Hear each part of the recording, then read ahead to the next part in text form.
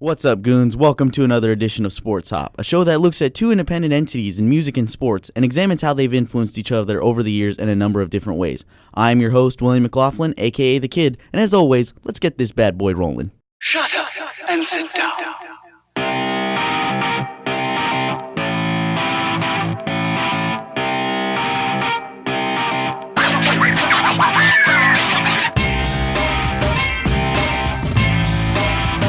So, as many of you are accustomed to hearing that intro along with what this show is about, this series of basically what it talks about is how music and sports over the years, although two of the greatest entities, all their own, will continue to stand the test of time, have really gone on to influence each other as its time itself moved forward and progressed. And we see these changes and these influence upon each other happen so much throughout different points in history. A number of my episodes, for those of you that have been listening through all 7 up to this point, I talk about how the Super Bowl itself, the halftime show, is now one of the biggest musical spectacles of the year, or how basketball and hip-hop, though two completely different things, really when you look at the flow, the rhythm, the poetry of both, and how they work, they're almost synonymous when it comes to their ideals and breaking it down to their most basic form.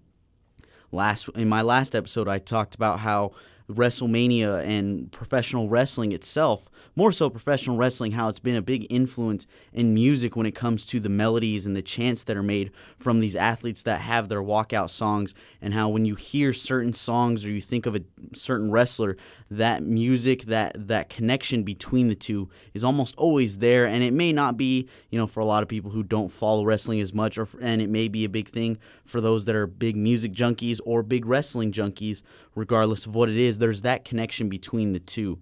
I've looked at how esports in music is really becoming this new wave and this new form of sport, of gaming, that is really influencing younger generations like Generation Z that are so born into technology, and how esports is now one of the biggest up-and-coming sports and organizations to take the world by storm, and it's becoming more and more relevant in college athletics, high school, and just in the international circuit. It's becoming more and more recognized. So that's just, again, in a nutshell of me rambling too much, as always, about how music and sports just continue to influence each other on the daily perspective, and how going forward you're going to forever see these two working hand in hand, making big influences on society and really just changing the culture. Whether you're a big music fan or a big sports fan, you really can't have one without the other, and I feel like you can't enjoy one without the other. You can try, but I just feel like it's too tough at that point. Now, up to this point, I've been kind of going with the flow of what's happening in the current sports scene based on what's relevant in the world today. Now, the NCAA tournament was through. WrestleMania just got done. We talked about the Super Bowl halftime right after it ended. So I've gone back and forth kind of what's relevant, but now we're at the point in the year, it's starting to get warmer outside. It's mid-April. We're getting into the summer season, and a lot of people are just enjoying the fact that when the weather is nice out, they're going to go out and they're going to try to enjoy the day as best as they can. One of those ways is the traditional sport of baseball, and I love baseball. I've always followed it since I was a kid. Breaking down to the really hard technical terms I struggle with at times, but I'm a fan of the game nonetheless. Growing up on a small reservation in the United States, I only got national television, so you can boo me now, but I am a Yankees fan. I've always been a Yankees fan, will forever be a Yankees fan. But watching baseball has always been something that's fun. Where I grew up, you could catch a lot of minor league teams in Albuquerque, New Mexico, playing the Albuquerque Isotopes. I remember seeing Manny Ramirez play for the Isotopes.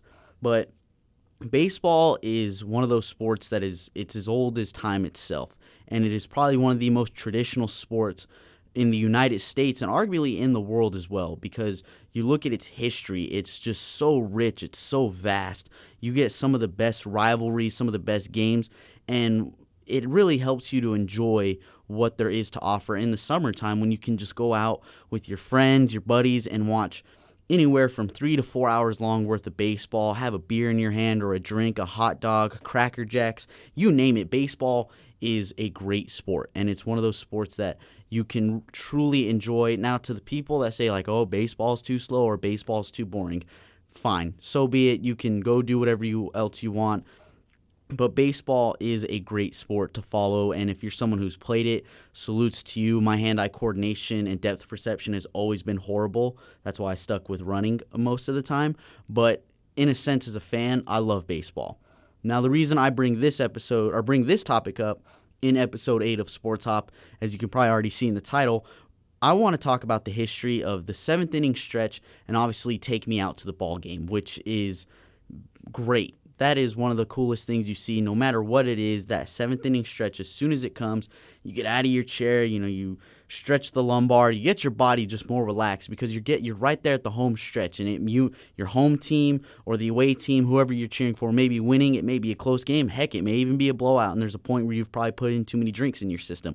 But the 7th inning stretch is so cool because its history is kind of one that isn't really known. When I was doing my research for this topic, I wanted to learn not only about Take Me Out to the Ball Game and the origins of that song, which wasn't hard to find, but when I got more and more into my research on the song itself, it's pretty cool what I was able to find. But on the opposite side of looking at just the 7th inning stretch before it became popular with the song, or before the two kind of really existed together, finding history on the 7th inning stretch was pretty interesting, and at times it was hard. I was able to narrow it down to 3 articles that I felt really hit the point. One of them from History.com, the other coming from CBS Sports, CBS in general, and then the last one is the Library of Congress has an article on the Take Me Out to the Ball Game. It's a really good one. All 3 are obviously linked in the bio. If you're someone who's a historian of the game or just loves baseball in general, or you're a fan who just wants to learn more and have pointless knowledge, which I seem to have an abundance of, to talk to your friends about or to annoy your friends with, which I constantly do being a sports junkie that I am, check these articles out. They're really cool, but I'm going to go right into it with the 7th inning stretch and its history, which is so random and hard to figure out, but it's really interesting, and I had nothing but a big smile on my face while I was reading up on this. So while I was looking at the history of the 7th inning stretch, or what it is and how it came to be, it's really hard because like History.com's article on it is a really good one because it asks, how did this originate in baseball? And the crazy thing was the article's, not so much the crazy thing here, but the article's from 2015, so it's fairly relevant, and it still sticks to it. But it was cool to read it because when you think about the history of baseball, the true origin of it, really figuring out how it started, that I didn't look into. But when I was reading up on Take Me Out to the Ball Game in the 7th inning stretch, North American baseball leagues started back as far back as 1858. So this is a sport that has been around for a good while, and it's something that has relevance in the history of the United States and its development. And I mean, you think about where the country has started and what it's gotten to now. Baseball's almost been there for step in major parts, probably around since the industrial age. So it's cool to know that a sport like this that a lot of people really do enjoy, not only in the United States, but around the world, it's cool to see that it has such a rich and deep history. But not so much about the history of baseball, which could take me hours to talk about, and I probably wouldn't be able to answer everything, let alone possibly do it all right in the eyes of others. But going back to the history of the 7th inning stretch, History.com, their article talks about how there's one popular tale, a tall tale, how William Howard Taft, America's 27th president of these United States, is the one that really is thankful for the article, or we should be saying he's the one that started it, because it was in 1910, and people were saying that the history or the tall tale is that Taft attended an opening day game for the Washington Senators at Griffith Stadium in the nation's capital. And he threw out the ceremonial first pitch, kind of inaugurating the custom of first pitch tossing by the commander-in-chief. So he kind of started that too, but that's a whole nother story that I'm not even going to try to get into. But History.com states that as the article went on, he was a big dude. Taft was a big president, like tipping the scales, pushing over 300. Like this boy could have started at left tackle and left guard all himself, weighing over 300 pounds. So as if any of you have been to baseball games, which I'm sure you all have, whether it's at the minor leagues or the professional circuit, the seats themselves aren't meant for like open luxury. Like you're not going to be able to recline back a whole much. And some of the older stadiums may still have those wooden chairs that have that setup. So the story goes is that he was feeling cramped in his seat, and he had to get up and stretch his legs. And it just so happened that it happened right around that seventh inning stretch. Well, being as he was the commander-in-chief, so again, the president of these United States, 27th in history, a lot of people thought he was leaving. And, if you're an opening day game at that time, not only you're excited because, one, you're getting to watch the opening day, which I still have yet to experience, but I've heard so many stories from friends and other people, and they say that it is the coolest thing, one of the coolest things. It's like a bucket list item if you're a sports fan or if you're just someone who enjoys live events in general. And you may not like baseball, but they say you should check it out because it's so cool. But again, them being at opening day and obviously the president being there, those are two cool combinations you may never get to experience ever again in your life. I mean, just experiencing it once is pretty cool. So when he got up to stretch his legs, a lot of people thought, oh man, the president's leaving. Like, we should all stand up and show him respect because he's the president of the United States. So everybody thought he was leaving, and they rose up in respect, but he didn't leave. He was just stretching his big ass out. His knees got tight. He was crammed up. Boy's over 300 pounds, and he was like, all right, I gotta breathe, man. This is getting rough. This is getting rough on your man here. So he stood up. Everybody thought he was leaving, and he wasn't. So that's supposedly how the stretch was born in the seventh inning stretch. Now, History.com, again, talks about more than one story, and their second story was a really cool one because, and this is obviously all cool to me because I'm a sports junkie. Now, the other story accounts on that it was happening during when a man named Brother Jasper of St. Mary or Mary College, he was the baseball coach and the prefect of the discipline of. He was a discipline at New York City's Manhattan College, and they say he invented the ritual out when he asked for a timeout. Now, obviously, it's not a thing in baseball then, but it was during the seventh inning. Obviously, right there in the middle, he called for a timeout on what was counted as a hot day in 1882. So again, going back to the history, it shows you how far this could potentially go. Who knows? But it's really interesting to note that he noticed that from the dugout, he saw that fans were getting antsy, and to help them relax or at least get some of the jitters out of them, he calls that timeout during the seventh inning stretch on a hot day in 1882. And he tells people in the stands, stand up, stretch, get the blood flowing. And from what the account of the story is that he was so satisfied with the results that he started doing it more and more at other games there going forward. So it kind of set a precedent, and the ritual itself was repeatedly done over and over again. And how it got born into the major leagues was Manhattan College would play exhibition games, obviously being in New York. And they would play games against, back then, the New York Giants starting in the late 1880s. So that's just one other story. So there's that possibility that it was born on the East Coast in the late 1880s.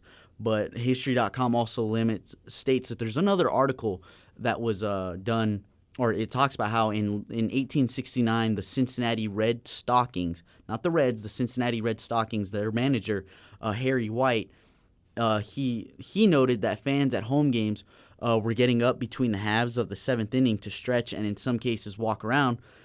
So they thought maybe it was just something that the fans built. And he was saying not so much that a team invented it, but it was more it just came to be.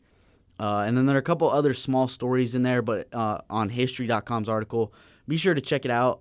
There's one thing on there. It also notes in the article which I thought I couldn't find it, but I'm pretty sure it's somewhere on the internet. But according to Sports Illustrated by History.com, that at a game the Red Stockings played on the West Coast that same year, there was a 10-minute intermission after the sixth inning in an effort to get spectators to visit the concession stands. So who knows? This whole thing may have just been a marketing ploy for the concession stands and the teams themselves to be like, hey, we need to sell more hot dogs, or hey, man, we got a lot of Cracker Jacks left over and we can't just throw them in the back. We need to find a way to sell more of these. So that, who knows, that may have been the origin of it, but nobody really knows the exact origins of the stretch. The stretch itself that just sounds interesting, will go on and be wherever it was started, whoever did that. There's not one person you could probably thank or a group of individuals or even a team. It just kind of who knows? Maybe it's just natural in the body, like genetically when we were made, like some higher deity just said, like, you know what? When you guys invent baseball, you're gonna get antsy around the seventh. I'm gonna make your body genetically inclined to stretch. Who knows? It may. I mean, science could prove it. I mean, as idiotic as that sounds, but you never know. You just never know. But again, yeah. So the origins of the stretch will be never really truly told from the research I did and trying to find what it was. It's too hard to tell. So we can probably just thank everybody for it. Now, the seventh inning stretch, you obviously don't do that without hearing "Take Me Out to the Ball Game," which is again the go-to song. That's baseball's anthem. Like obviously there is the national anthem, which is played before games and stuff. But like when you think baseball's anthem, that's probably the one thing that comes to your mind is like baseball's anthem, "Take Me Out to the Ball Game." And the crazy thing is some people probably don't even like baseball, but have heard like the flow, the melody, and like all that stuff. I mean, I'm not gonna get into it because I'm gonna play it here shortly. But it's cool to think that when you think of an anthem, you may not even know the sport. And again, this is kind of the connection of the episode. Haha, I thought I was going away from it, but I didn't lose it. Is that baseball itself as a sport it's got rich history.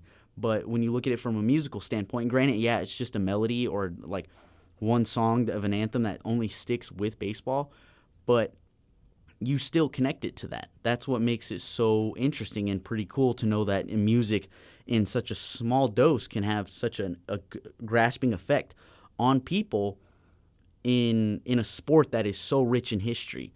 And when I was doing my research, I came across the two articles that I felt kind of discussed it best without rambling on. And if you want to read them later, they're not going to be, take up a ton of your time. But what a lot of people don't seem to know, and I didn't know this either, obviously, until I started doing my research, is that everybody knows the song, but the funny thing is that there's actually a love story behind it. It's a tune that goes hand in mitt with baseball, But the song itself was a 1908 ditty song, or the 1908 like ditty song version, or the anthem of it was written by two guys. And what it is that it's 100 years old too. It was given to the United States Copy Office, and this is the Library of Congress article, the loc.gov article linked in the bio. It states off that 100 years ago, on May 2nd, 1908, the United States Copyright Office received 2 copies of a new song titled "Take Me Out to the Ball Game," and it was submitted by composer Albert von Tilzer and lyricist Jack Norworth. And when I was researching it, when I think of "Take Me Out to the Ball Game," I don't think love story. I really don't. I think it's like, oh, it's baseball's anthem. And the crazy thing about it is that it talks about how it is one of the most recognizable songs. It's second only to 2 songs that are tied for first, which is the Happy Birthday Anthem and the Star Spangled Banner. So that shows you how much of an influence it has, is that when it comes to hearing a song, and again, you may not even know the sport of baseball, you may not even like it, but when you hear it, you immediately think, oh, that's "Take Me Out to the Ball Game." Now, that may not be true for everyone, but it's true for a majority of people. Now, what got into it even more is that it wasn't just something that was baseball related. Obviously, it refers to baseball, but it has 2 verses, and the first part of it is about Katie Casey. Later, it was named. The name was changed to Nellie Kelly, but it's about a girl who's mad with baseball fever, as it says, and she wants her young romantic lover to take her to a ball game rather than to a fancy ballet show or like theater showing. She wants to go enjoy sports. And it's cool to think because, yeah, this song is synonymous with baseball and it is about baseball, but it's got a little hint of romance in it, which is pretty funny. And a lot of people don't know that there's a second verse. I didn't even know there was a second verse. And when I do play that song for you all, I will play the full version of the song, and I will play the actual, just the second. And actually, I may just play the one song, but it was so cool reading this through the Library of Congress's article, because you see that it's one section was taken out and it was made popular because it was able to connect to baseball. And that's the thing, like no other sport, American sport like baseball, has been glorified or preserved in a musical form. So when you think about music, like there's not one song that you think of and you're just like NFL or like football. There's not one song that stands the test of time for basketball, for hockey, for any of that. But when you think of Take Me Out to the Ball Game, or when you hear Take Me Out to the Ball Game, you think of baseball. And it doesn't have to be professional, collegiate, amateur, minor league, high school, youth, whatever it is, co-ed, nothing. When you think Take Me Out to the Ball Game, you think baseball. So that shows you how rich this song's history is with the sport itself. Now, Take Me Out to the Ball Game, how it became popular in the big leagues is pretty cool because it was done it became part of the routine of professional baseball in 1976, which was Harry Carey. He was the announcer for the Chicago White Sox and eventually moved over to the Chicago Cubs in 1982. But there are accounts of so many people, and I read this online in a number of different places. History.com references it, a couple of MLB.com articles I was looking at that I will also throw in the bio talk about it. But you could find it everywhere, and how Harry would sing the song to himself over, like, in the booth, and over time, eventually, he started singing it over the loud mic to fans, and fans would join along. So realistically, it's about 1976 through to 1982 how this song became popular in the major leagues, and that's how you were able to connect the two. But it's so fascinating to know that all it was just one legendary mic or announcer for the Chicago White Sox and then over with the Chicago Cubs. He was able to bring something to life, and that's how you're able to make the connection, all just because he thought the song was good. And again, it goes back to, the song's about baseball. There's no questioning that, and it's got a hint of romance in it. But it started becoming a wave and a tradition because of him getting fans involved. And that showcases back to how sports itself has a great way of connecting people. And you can find anywhere on the internet just videos of people singing the song, professional people or like famous people blundering up the lyrics and saying it wrong. But you see the enjoyment in it. You see how those lyrics have been able to just bring people together at a sporting event. And here's the thing. You may be at a hated game against a rival like Red Sox Yankees. But you can sit there, and when that song comes on, most people go arm in arm. They stand up, they stretch, and they start singing the song together, and it makes the game enjoyable for those that are baseball fans. And that just goes to show you in a nutshell how much sports has an influence on people in society, and again connects back to how one song can be synonymous with an entire sport because it's so popular and it's been connected like that. Now, the origins, again, of the seventh inning stretch will probably never truly be known, but it's very clear how the song itself and the music became synonymous and became part of the routine of the stretch, and that's because of Harry Carey, who was with the White Sox and then moved over to the Cubs. He was the one that brought that tradition to life, and I thank that man greatly for it because it goes hand in hand with baseball. I mean, I've been to college games, I've been to Little League games, semi-professional games, you name it. They always have that song playing at the seventh inning stretch because it's tradition, and you don't mess with tradition. And I just love it, and that's what makes me enjoy baseball a lot more because although it's just one little segment, it makes it a lot of fun. And you can really just see how fans come together and can enjoy a sport that is so rich in history and has so much great backstory to it, and it connects people in a great way. And the song itself has a way of just bringing that out in people no matter what the situation is. If you're a true baseball fan, when you hear the seventh inning stretch, you love it. Or when you're in the seventh inning stretch and you hear that song, you absolutely just enjoy it. It's a blast. I know whenever I hear it at work for what I do in athletics, or if I'm just at a game with friends or family, it is the best. Now, CBS has an article, CBS's article is pretty cool because they talk about Katie Casey, the young lady in the song who had a mad fever for baseball and wanted her lover to take her to a game rather than a show.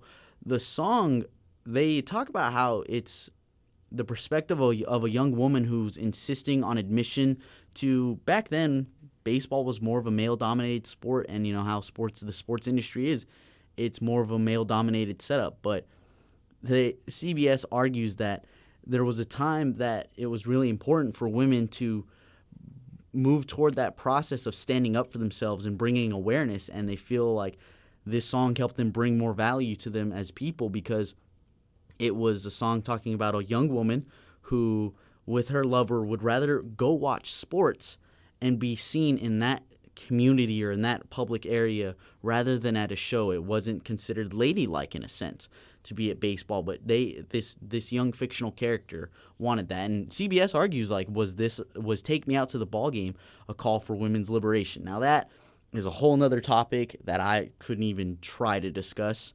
But it's cool to think that there's probably a little bit more history behind it. But when you think of Take Me Out to the Ballgame, you think baseball. Now, I'm going to go ahead and play the 7th inning stretch song, the full version of it, just so you goons can hear the whole thing, and then obviously the part that, just that is synonymous with baseball and is always done during the 7th inning stretch. But there's a shorter episode this week compared to what I usually do, but I'm going to go ahead and play this, and then I'll wrap things up for you goons.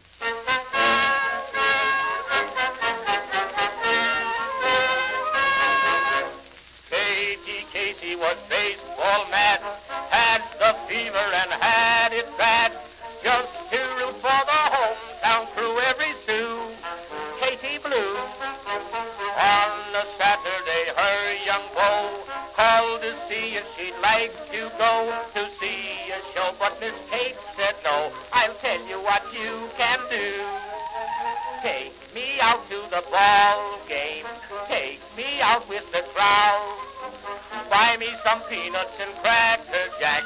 I don't care if I never get back. Let me root for the home team. If they don't win, it's a shame. For it's 1, 2, 3 strikes, you're out at the old ball game.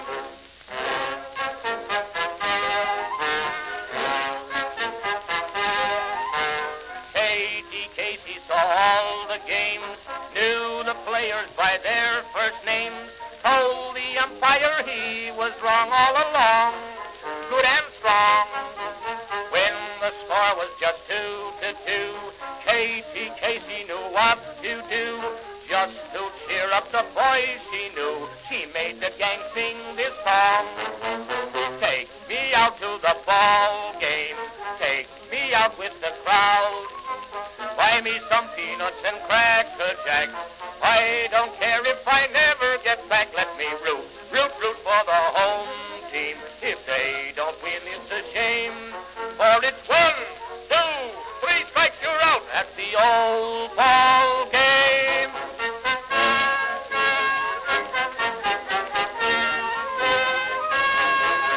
So I hope you goons enjoyed that, because I wanted to play the original version. There are obviously other recordings that have just the humming and without the singing itself, but the original 1908 recording, I was so excited when I found that on YouTube. Of course, it's available.